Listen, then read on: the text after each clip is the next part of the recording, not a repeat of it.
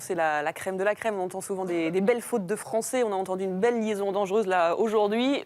Mais attention, tous les footballeurs ne s'expriment pas comme ça. Il y en a qui s'expriment bien. On a des exemples d'ailleurs. On pourrait en citer pas mal.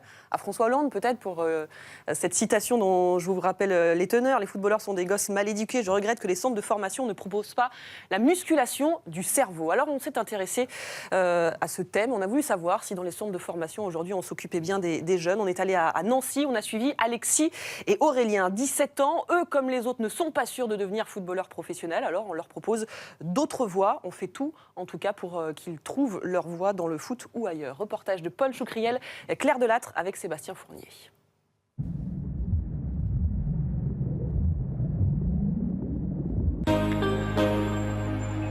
Le calme d'une matinée nancéenne. Un petit déjeuner vite avalé et première échéance de la journée pour les pensionnaires du centre de formation. Même si je préfère le foot, c'est quand même d'abord école. Moi, j'ai anglais ce matin. Du coup, je préparais mes affaires d'anglais. On est parti pour 2 heures. Alexis est en terminale S et passe le bac à la fin de l'année. C'est cool. On met combien de temps pour aller en cours? Environ 1 minute. Comme lui, ils sont 39 répartis en 10 classes à faire le court trajet entre les chambres et l'école du centre. Vous prenez vos cahiers? Ici, ce sont les profs qui viennent aux joueurs. Ce matin, cours d'anglais pour 3 élèves, idéal pour progresser. Avant, j'étais au Krebs à Nancy et j'ai pas forcément fait d'anglais parce qu'il fallait choisir qu'une seule langue. Du coup, là, je suis un peu en retard et j'essaye de rattraper comme je peux, mais c'est assez difficile. To tell them about the tragedy and the deaf people. Dead people. Okay. To tell them about the tragedy. Pas se cacher, on est tous là pour devenir professionnels, mais oui, il faut vraiment pas négliger les études parce que c'est toujours intéressant d'avoir le plus haut niveau possible. Le foot, la priorité, évidemment, blessé ou non, passage obligé chez le kiné avant l'entraînement, moment de décompression. C'est là que je te fais des boules ou c'est toi? Je te fasse. Celle-là, il faut la mettre, celle-là. Voilà, c'est un truc sur l'école. C'est un truc sur l'école, il fait des fautes. Ici, là, ici, il y a des grosses têtes ici.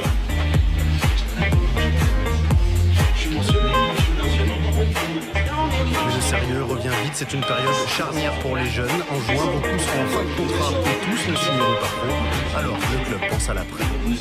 Pour les garçons qui réussiraient pas une carrière professionnelle ou à trouver un club, il y a des possibilités aux États-Unis de reprendre des études, de continuer ses études pour pouvoir faire une formation dans les universités américaines. Et c'est des ouvertures et pour les études et pour le football qui peuvent vous amener à découvrir des trucs très intéressants.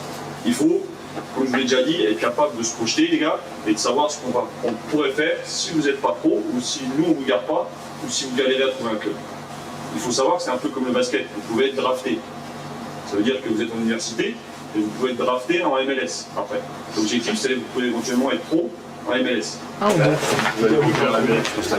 C'est une solution alternative par rapport à des choix qui vont être faits, notamment au niveau de l'équipe professionnelle, parce que forcément la valeur des joueurs, la place, la chance, le bon moment, quelquefois une carrière se joue à pas grand-chose. Et nous on est là aussi pour, à un moment donné, si ça passe pas, pouvoir les aider à revenir.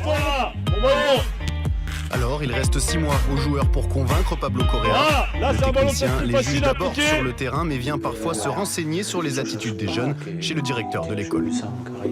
Quelqu'un qui est face à un problème de mathématiques, qui n'a pas de solution, mais qui va se donner les moyens pour le résoudre, ça veut dire, ça nous montre à nous qu'il y a une recherche, qu'il y a une démarche, que je viens savoir comment ils sont face à un problème ou, à un moment, tout le contraire, quand tout va bien. Il y a un parallèle entre les comportements qui sont à l'école et les comportements qui sont chez les pros après. Les cours s'enchaînent, emploi du temps serré, 20 heures hebdomadaires contre 30 dans un lycée traditionnel, et les comportements des futurs pros s'en ressentent. On voit qu'ils ont un but. Donc ils sont très motivés, c'est vraiment très plaisant. Et c'est vrai, avoir un petit effectif, nous on fait en 1 heure sûrement ce qu'on fait en 2, voire plus, avec 30 personnes. En plus, ils ont le temps, la possibilité de parler régulièrement. Et s'il y a un qui a un petit souci, une question, on peut vraiment approfondir un point rapidement sur 30 élèves, on ne voit pas toutes les difficultés qu'ont les jeunes. En allemand, Alexis est avec Aurélien, joueur de la réserve et international chez les jeunes. Une autre contrainte à laquelle il faut s'adapter. Quand je vais en sélection, je m'arrange pour avoir les cours et il y a une personne qui s'occupe de ça. Quand on est en sélection, dès qu'on a des heures libres, on peut profiter de ces heures pour travailler en fait. Donc vous souhaiteriez décaler le devoir? Le 8 au matin. Et moi je suis parti sur 1h30. Avec dictionnaire? Avec dictionnaire. Je leur fais passer un oral blanc le 8. D'accord. Un petit peu. C'est compliqué, la gestion, c'est que du cas par cas. Ouais, beaucoup. Et du coup, il faut faire en fonction du foot et du niveau et des disponibilités de chacun, faire en sorte... Là, vous voyez qu'en IT1, par exemple, l'élève ne sera pas présent la semaine prochaine puisqu'il part en sélection nationale. 16 bacheliers l'an passé, dont 11 avec mention, plus de 90% de réussite aux examens en moyenne. Depuis 25 ans, Ghislain Renaud gère son école avec rigueur.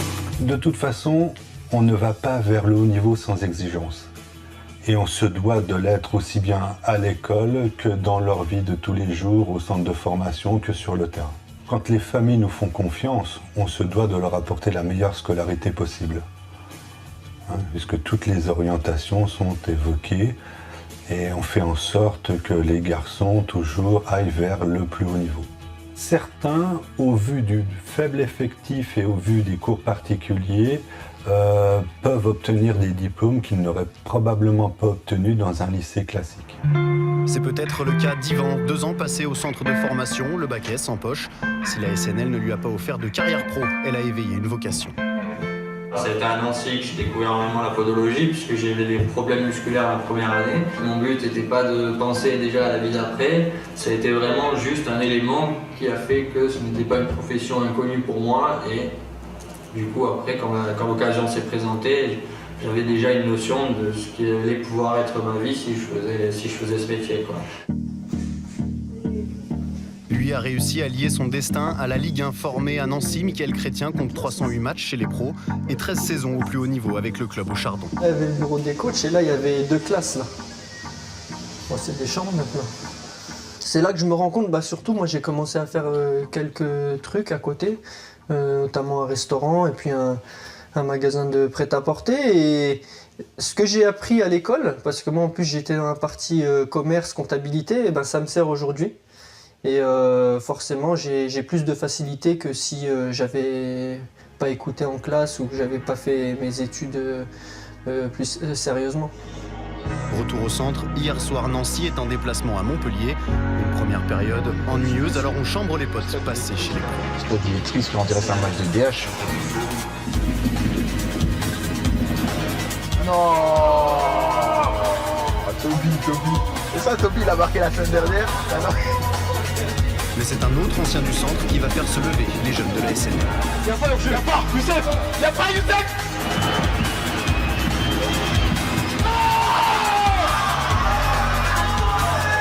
Non, Youssef. 0-0 insuffisant pour réellement sortir du bas de tableau. Demain, le quotidien reprendra pour les futurs pros. Un ballon au pied et le stylo à la main. À petit cousin.